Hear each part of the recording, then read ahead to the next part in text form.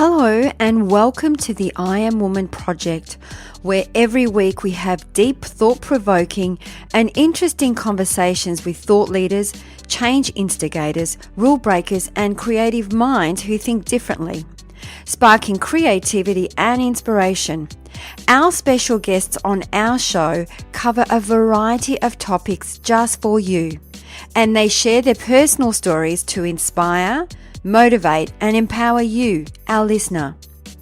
The I Am Woman podcast is produced for your enjoyment, and show notes are found at www.catherineplano.com. Come back often and feel free to add the podcast to your favourite RSS feed or iTunes. All links are in the show notes. Now let's get into the show.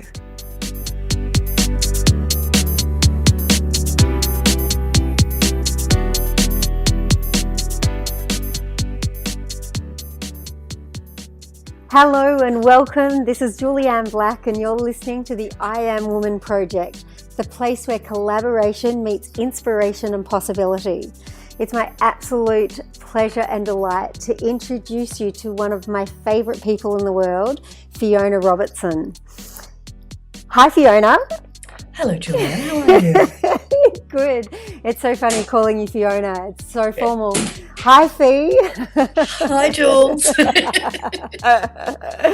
This is going to be such a fascinating conversation as we deep dive into Fiona and all her goodness. Fiona Robertson has 22 years experience as a media and entertainment lawyer.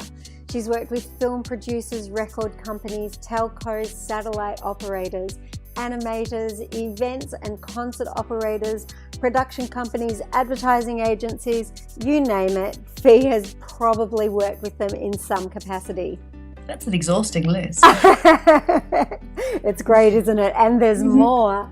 And that's where Fee and I met. We first met over 20 years ago when I was producing at Grundy Television, and we were in Sydney and Fee was one of their internal lawyers. That's right. Since then, for the past 7 years, Fiona has uniquely moved to Dubai, where she's gone from strength to strength. She's currently working for El Tamimi & Co. And when I visited her earlier in the year, one of the biggest video on demand companies called and said, and I love this, hello Fiona, we hear that you're the most renowned media lawyer in the Middle East and we have been told we can only speak with you. Wow, there's some kudos. She's also very sweet. Yeah, exactly. She's also on the board for Women in Film and Television in the Middle East. My goodness, Fiona Robertson, welcome to the I Am Woman project. Thank you very much for having me on. Our pleasure. So we've got some great questions for you that we're going to go through. Awesome. And we're just going to see a little bit about Fiona and how she operates in the world, what inspires her, what captivates her, what is it that helps Fiona be a successful woman in business and in life. So, what's the best part of being a media lawyer? Definitely for me, it's the clients that I have. I mean, I'm not particularly a creative person. My art will never win awards, but I do love being around creative people. I love the creative process and the enthusiasm that these people have for the things that they're doing. Even sometimes I get clients where I look at their project and I can see that commercially it's not really got any legs and it may not go anywhere, but their enthusiasm is just so infectious. Mm-hmm. So it does make every day just a little bit nicer to be working in. The other thing that I love is the diversity. I mean, you listed sort of companies and people that I work for before.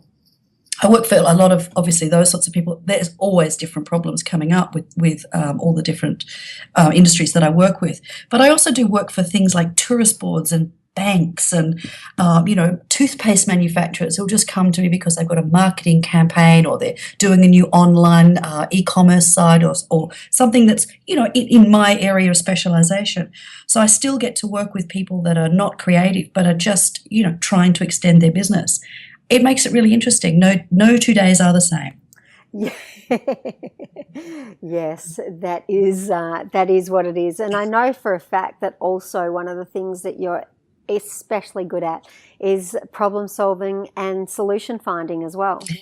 Yeah, look, I think it's probably one of those things that's come through the way that my career has developed, because unlike most lawyers, I didn't start off working for a private law firm. I went straight in-house and I was working for a production company.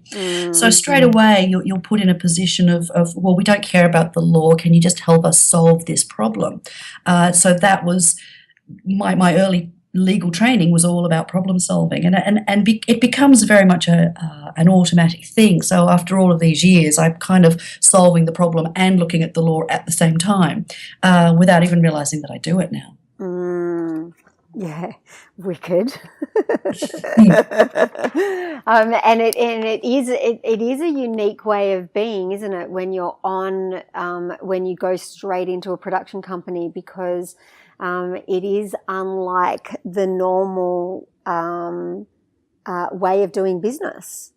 Absolutely, and some of my stories from the early days are, they're quite amusing, and I was a young lawyer, so I was really finding my feet and working with these creative people who were just running from one situation to another. You sort of on a journey with them at the same time as you're growing as a lawyer. So it did make it quite unique and very enjoyable. So with the benefit of hindsight, what would you have done differently, if anything, in your life or career? I think one of the things I kind of wish I'd done a little earlier was to just understand the value of spending time with older professionals in my field. It's sometimes being in-house can be a little isolating. I was very, very lucky in my second job, because I ended up working for a gentleman who was just an exceptionally good lawyer and a very generous man, and he basically took me from kind of getting by to getting by a lot better, just from his patience and his knowledge. But I think understanding the value of having an older mentor, I wish I'd known that earlier. I wish I'd found somebody when I was a lot younger as a lawyer, just to bring you up a little bit faster. I think my early years I was a bit slow at kind of taking off. Yeah. What was some of the guidance that he gave you? It was really it was very legal. It was very much about the law. I was all very good at meeting people and understanding their problems, but the law was obviously a very important part of that. And I think he taught me the practical application of law in a way that I'd not really understood before. It's really, it's not just about how to read a contract, but how to really read a contract. And he was just very, very good at that. And he taught me with much generosity and honestly lifted my career enormously. I have a lot to thank him for. Yeah. Well, I think that the reason why is because there was so much spark and spunk about you that it's like this person, it's generosity, but generosity is given when worthiness is there as well. That's a very nice thing to say. Thank you. So what's the best piece of advice that you've ever been given? Oh gosh, lots of that. Yeah, that's really, really difficult. I can't. I think the thing about working as a lawyer is the understanding of the clients. Your interface with them is really, really important. And so one of the things that I was taught, and it was probably about halfway through my career when I finally got my head around it, was lawyers have this way of looking at themselves as professionals, and that can be very alienating. We're actually a service. And we have to, I'm the plumber fixes your bathroom, I fix your contracts, I fix your legal problems. And when you start to realize that that's what you are, and that you are simply providing a service to somebody who needs it, you do have a different way of interacting with the people around you. So it's almost like, what's your problem? Let me see if I can help you. Yes, absolutely. I love it when people say to me, I have a contract. Would you please look at it? How much will it cost to fix it? And I always have to say, well, like the plumber, I can't tell you how much it's going to cost to fix it until I see how bad the problem is. So until you give me the contract and I read it, cry over it because it's so appalling, maybe it's brilliant. Maybe I don't need to do very much at all. Maybe all I have to do is just tinker with a washer rather than actually kind of dig up the tiles and redo the pipes. One of the things about working in the Middle East is I do see some truly appalling contracts to a level that I've never really, I'd never seen anything so bad. My favourite contract came to me, and the opening line was that the parties wished to sail the space gods. And of course, I looked at this contract thinking, well, what does sail the space gods mean? Yeah. And it took me about the end of the second page to work out that it was for satellite services, and whoever had done the translation had taken the Arabic word for satellite and translated it very literally into space gods. You never know what you're going to get here. So what are some key factors? Just because I know that because what I hear in that answer as well is that there's that's a bit of an entrepreneurial mindset into being able to look at things. So it's not so black and white. There's a pragmatism approach to the work that you do. However, there is also an entrepreneurial way of doing it. And I love that your first mentor's insistence that anybody can read a contract, but to read a contract well takes precision and wisdom. I'm putting words into that. But so what are some key factors of a good contract then? The key factor of a good contract is not what's in it, it's what's not in it. Okay. What awesome. I see a lot with young lawyers particularly is a tendency to put in the just in case clauses. So it's like, oh, well, this could happen, so we need to put that clause in and we need to put that clause in. When, for example, we're putting an intellectual property rights clause in, but there's no intellectual property rights in the deal. It's just, all I'm doing is providing you with a table for rent for a week. But they'll be like, well, we better put this in just in case. The secret is to know what doesn't need to be there. And that comes from analysing the situation and looking at all the what ifs and saying, well, this could happen, this could happen, this is not going to happen. So let's just take that out. Yeah. The key is what's not there. When I see a 55-page contract, I just know that somebody has not thought this through. Generally, unless it's a massive deal, but generally. So if it's really unnecessary, don't put it in. Yeah, that's right. Don't put it in. I mean, that's just trying to make yourself look intellectually superior by making a really long contract. Right. And sometimes covering the bases is actually less effective. Yeah, absolutely. It doesn't always need to be there. And that's how you can tell when there's been a good lawyer on the other side of a deal, is when the contract comes and everything that's in there is in there, and the things that shouldn't be in there are not in there, and they haven't missed anything. Well, it's a really interesting period of time at the moment where there's a lot of fear around needing to have a contract for everything, because someone, rather than having a practical conversation and to work things out, it's slammed with a lawsuit or straight to lawsuit. So what are some of the things that someone could do to counter the fear?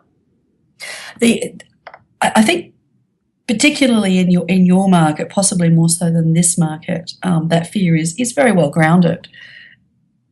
Generally, I find that anything that becomes litigious has become litigious because of uncertainty or mismanagement of expectations. It really is. It's a relationship that you're entering into with someone when you're doing a contract. So what are your expectations? What are mine? If they're mismatched, and they very often are, then someone is going to feel disappointed that they didn't get what they thought they were going to get. And that's when things tend to spiral down into the abyss of disagreement. Yes. The contract is only there to be the pathway, to manage the expectations and to ensure that everybody genuinely understands what it is that they're going to be putting in and getting out. Yeah. That's why contracts are. That's why they have to be. Yeah. If you can't afford a lawyer to do your contract, you at least have to do a decent statement of work that says what everybody's going to do and when and how often they're going to do it. I see a lot of marketing contracts, obviously, and it'll be like, yeah, you will mention me in Twitter. It's like, that's great. Once a day, once a week. How will I mention you? Will I use your name? Will I use the devil is always in the details. So I would actually comply with that by giving you one mention as my sponsor in one tweet, and that would be done. But that's not what you're expecting. You're expecting me to, every time you're tweeting about the event, you're going to include my name. If you haven't specifically said that, then everyone's going to get upset, and that will lead to disagreement. And even if they don't sue on the fact that you didn't tweet as much as they wanted to, they're going to start looking at all your behaviours and say, well, that's not very good. And there becomes that negativity in the relationship. Contracts are relationships. They are. Yes. And I love the term managing expectations, because when we can clearly articulate expectations, both ours and other people's, then there's a lot more harmony that can be created in that working relationship and environment. It's stunning to me how many times people will give me a schedule of work that is agreed. It might even have been in a tender document. This is what we're going to do. And of course I look at it and I say, well, I need clear language. So I'm going to redraft this list into something that is very, very clear. It will contain numbers and times and details. And so I'll scope out the list in accordance with my client's instructions. When it goes to the other side, they look at it and they go, no, we're not giving you 7, we're only giving you 3. And it turns out that even though they all believed that the statement of work actually said what they all believed they were going to deliver, there was still this misunderstanding because they just weren't exactly precise about what they were doing. And so, of course, then the contracts start to fall apart. So the agreed statement of work wasn't clear enough for anybody. Happens all the time. Yes. Fascinating. Yes, let's move on. Look, I find it fascinating with all of that because, as you said, contracts is people. So what is the greatest lesson that you have ever learned? The greatest lesson that I ever professionally or personally? Well, probably a bit of both. Really, because I think as a person and in work. I think the thing that I my little thing that goes through my head a lot is be kind to yourself, because I think as women in particular, we tend to be quite hard on ourselves. We tend to have a vision of ourselves that is very different to the vision that other people around us may have of us, and so we're quite critical. It's that something went wrong. Oh my God, is it my fault? Did I do it? Did I do something wrong? Did I do everything? Even if you had very little to do with the whole process, you still jump in the middle and go, well, I made a phone call. Maybe it was my phone call. Maybe I was I think that being kind to yourself means that you operate a lot better. You're much clearer. You're much more focused. Just to get on with what you need to do and stop putting yourself in the middle and blaming yourself for things that are happening. Be kind to yourself. Just be kind. It's very hard to do, but it's nice to say. And take responsibility where responsibility is due. Don't take over responsibility. Yeah, absolutely. I think I was probably in my 30s when I finally walked up to someone and said, I'm sorry, that was actually my fault. Because none of us are perfect. We all make mistakes. The boss makes mistakes, the PA makes mistakes, we make mistakes. And to own it and move on is just a much easier way to deal with it. Yeah. And funnily enough, the levels of trust seem to go up if you say sorry for a mistake rather than pretending you didn't do it. Yes. Oh, 100%. 100%. Which is counterintuitive in a way, isn't it? You sort of think, well, if I say I did it wrong, then they'll think I'll always do it wrong. But the fact is you knew that you did it wrong. So it's when people are accountable for their actions and their inactions, it makes for people respect that. I think the respect for someone, especially when they share a vulnerability, like I'm sorry, I was wrong. The respect for that person skyrockets. I would agree with that. And it's like, okay, I can trust that person because they have the ability to be honest and truthful in their interactions. And I think that, that's an incredible trait to have as a woman and a person. I would agree with that. I think it's to meet someone who is able to be very honest about themselves and with themselves is actually it's quite an honour. And to do that, you need to know yourself intimately. What triggers you, what doesn't trigger you, the environments that you thrive in. So what is the greatest, what advice would you give your younger self? No, just carry on. Just carry on. I think one of the things that I like the most when looking back on my life is that I had a lot of fun along the way. I was never the serious girl, so I was never going to be a banking and finance or a tax lawyer. I allowed myself to enjoy things and still, be serious about what I was doing professionally. But no, I'm pretty happy with the path that I've taken. I can honestly say I had no idea I would end up doing as well as I have. When you become a lawyer, there's always that fear that you'll end up in a dead end job doing stuff that you absolutely hate, which is quite possible with law. There's an awful lot of it, and I didn't. So I'm very proud of that. Well, one of the things that I particularly love about you is your persistence and your courage. And I remember when you first started, you kept a folder of 175 letters of rejection from different companies that said thanks but no thanks. Yes, every single rejection letter I got as a lawyer I kept, and I kept it for some time. I don't know why, it was like a talisman for me.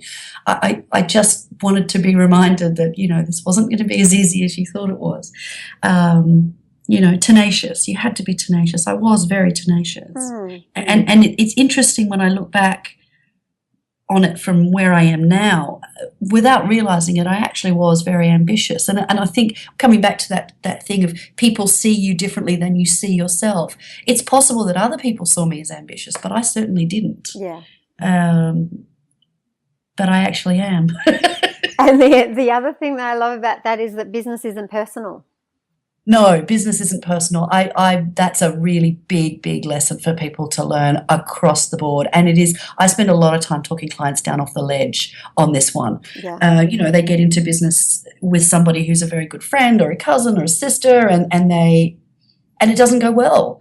And they personalize it, the anger, and it can be really quite destructive and damaging. And you have to separate it. Like, people don't do things because they don't like you. They do things because they don't like where they are themselves. It has zero to do with you usually. Yes. But they personalize it. I often I'll write letters to people, representing my client, blah, blah, blah, you must, blah, blah, and I'll give it to my client. I'll say, now have a look at this. And they'll be like, you didn't talk about this, and what about that, and that time when he did that. And I'm like, that's emotion. That's nothing to do with this. This is, all I need here is brutal, hard facts. What have we got? It is really hard for people to do, but it's really important in business. Yes. Well, I actually think that life isn't personal as well. Anybody that thinks the same thoughts, has the same attitudes, values, beliefs, and behaviours is also likely to get the same result. That is very true. That is very true.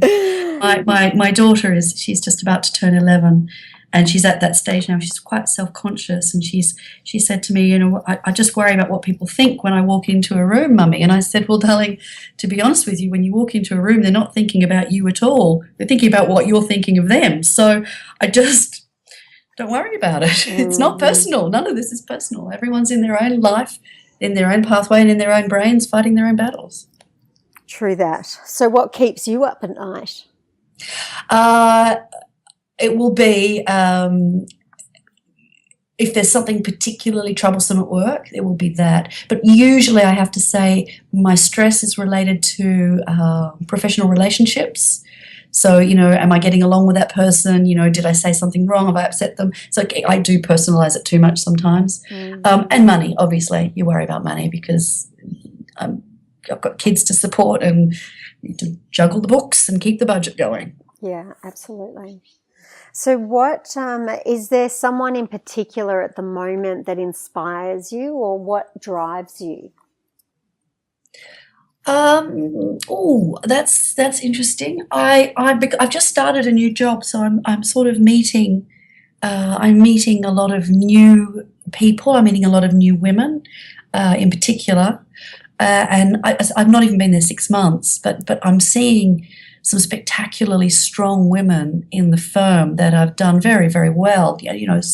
Some of the partners, some of the people who are head of our officers are women, and just looking at them and thinking, you've got it all together. They've been successful. They've got children. They've got marriages that are working. All of I think the people that I meet on a daily basis are more likely to be candidates for the inspiration than somebody I see in a magazine or on television. Oh, I love that, because it is the everyday accessibility of that. That's right. I met an amazing woman the other day. She's the head of our Jordan office. Hello, if you're listening. She's amazing. She's a truly amazing woman. She's feisty and fun and smart, and she has time for people, and she's listed as one of the best lawyers in the region. Terribly powerful, and I'm just in awe of her. I think she's completely amazing. Yeah, wow. But I love that as a mirror back to you, because they're all the qualities that I know that you have and display and ooze as well. Thank you, Julianne. You're very, very sweet. I've just known you for a bucket load of time. No, I'm you know that I'm literally blushing at this. Insider privilege. Yes, indeed. Okay, I'll let you go. So who's been the greatest influence? Probably the guy who mentored me early, I think. Yeah. I think there was a possibility that I may not have kept going with the law stuff had it not been for him. And I'm truly grateful that I did, because I think that intellectually I work well as a lawyer. So he was pretty influential. A couple of people I met when I was working at Channel 7 as well. There's some very strong, wonderful women in there that I thought were just amazing. They've both gone on to do spectacular things, as you can imagine. Just people who were kind with their time, generous with their advice, incredibly strong in their jobs, who didn't bow to the politics, particularly, as you can imagine, broadcasting is a very male industry, and these women did not bow to the politics and didn't bow to the men and didn't let them play the game. And so, there was an incredible inner strength to these women that I found really wonderful to work with. And I loved it that all of them had wonderful senses of humour. So they're dealing with incredibly high level broadcasting problems on a day-to-day basis with massive budgets and big teams and so much going on. But they never lost a sense of their family or their humour or their ability to just sit down and have a cup of tea with somebody. And that that balance between the go-get-em and the touchstones of reality, I really admired that, and always hope to emulate that myself. Yeah, awesome. So what if you had to pick one word that best describes your personal brand, what would it be? I know this one. I'm approachable. Yes. It's my thing. Even when people write reviews of me as a lawyer, Fiona is very approachable. I do get down to their level. I don't mean that in a patronising way, but it's to their level. Where are they? Are they? Where do they? What sort of a conversation do they need to have so that they feel comfortable telling me everything they need to tell me?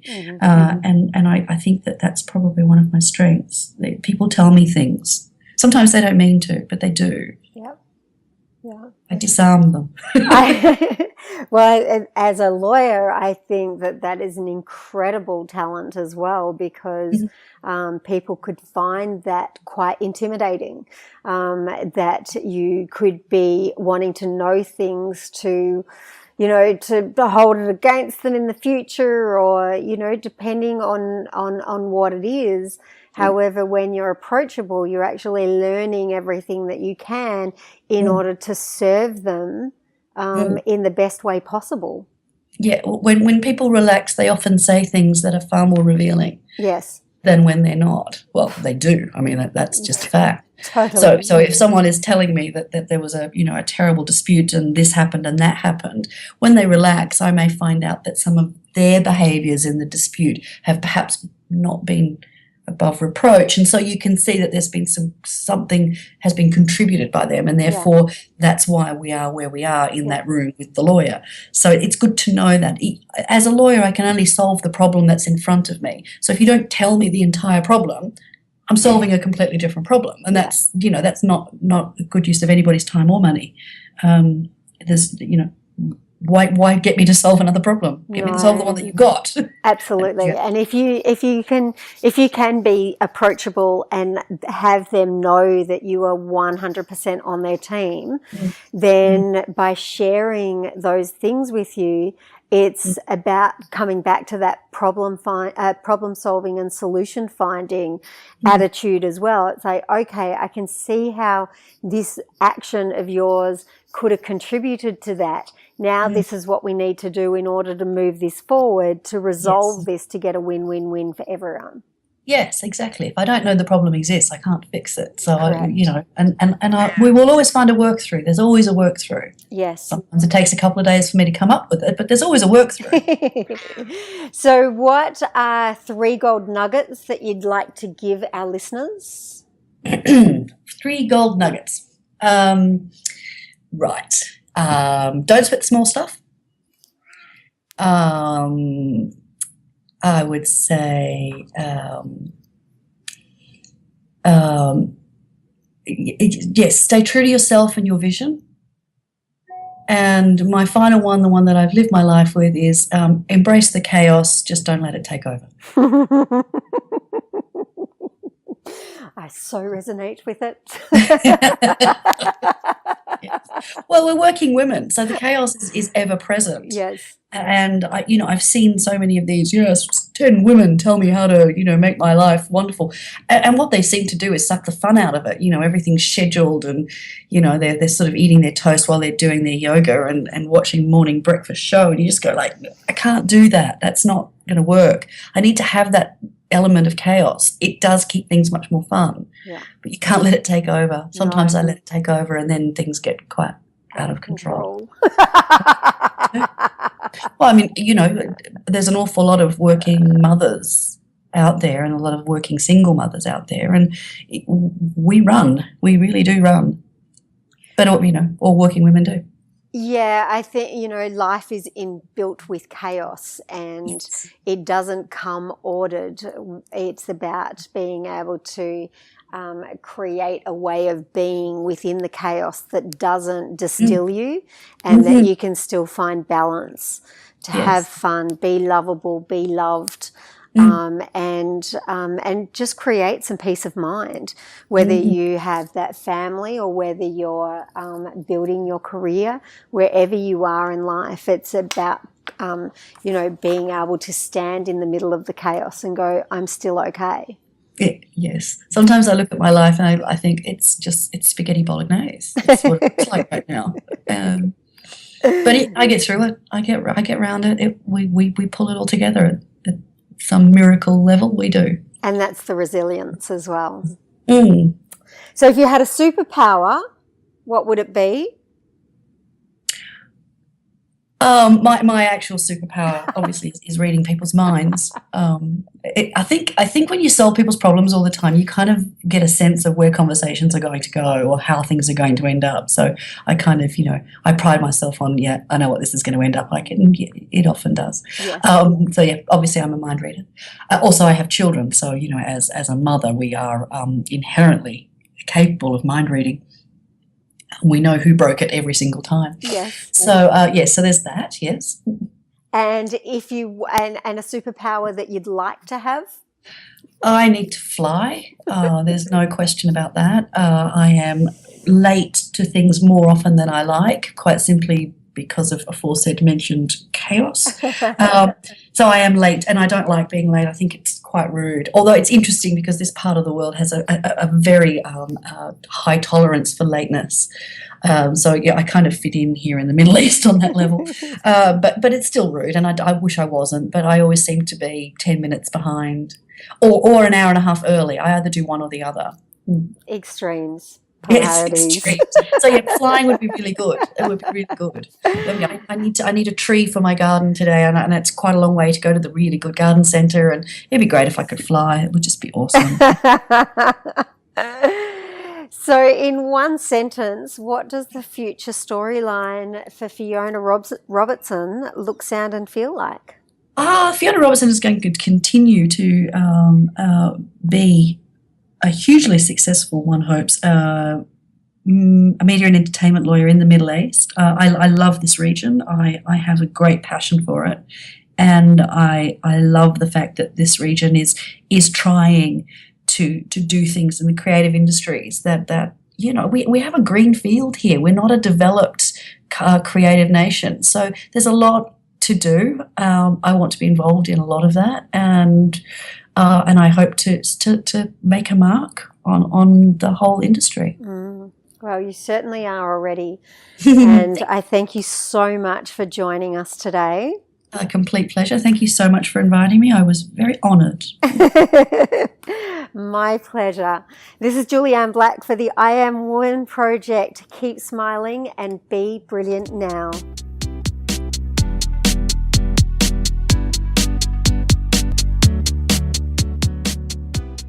That brings us to the end of another episode. I hope you enjoyed the show, as it is my mission to reach out and inspire as many individuals like you. And one of the best ways to help us achieve this goal is by giving us a good review on iTunes. It's easy and it only takes about 10 seconds. If you have any questions or special guests that you would like to hear from, please send us an email to support@catherineplano.com.au and we will get right back to you. You can also follow us on Instagram, Twitter or Facebook @Catherine Plano. That's it for now. Thanks for listening. Until next week, please take care.